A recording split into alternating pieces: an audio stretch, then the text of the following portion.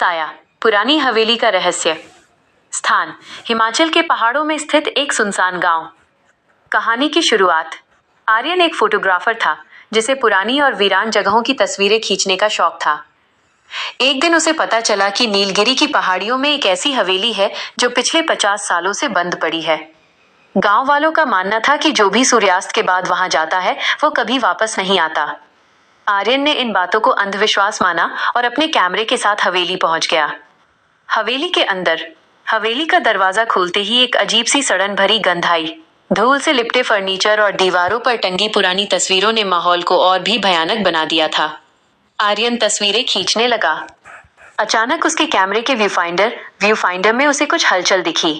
जब उसने कैमरा हटाया तो सामने कोई नहीं था, लेकिन जैसे ही उसने कैमरे से देखा उसे सीढ़ियों के पास एक छोटी बच्ची खड़ी दिखाई दी जिसने सफेद फ्रॉक पहनी थी। खौफनाक मोड़।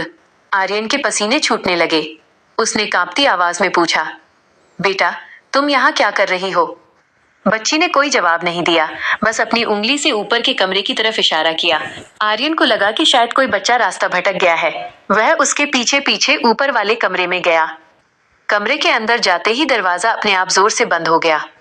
आर्यन ने टॉर्च जलाई तो देखा कि दीवार पर एक पुरानी पेंटिंग टंगी थी। उस पेंटिंग में वही बच्ची थी, लेकिन उसके पीछे एक साया खड़ा था जिसकी आंखें जलते हुए अंगारे जैसी लाल थीं। सच्चाई का सामना। तभी आर्यन को अपने कान के पास एक ठंडी आह सुनाई दी, हमें अकेला छोड़ दो। उसने पीछे मुड़कर देखा तो वो बच्ची अब वैसी नहीं थी। उसका चेहरा गल चुका था और उसकी आंखों की जगह सिर्फ काले गड्ढे थे। वो हवा में तैर रही थी।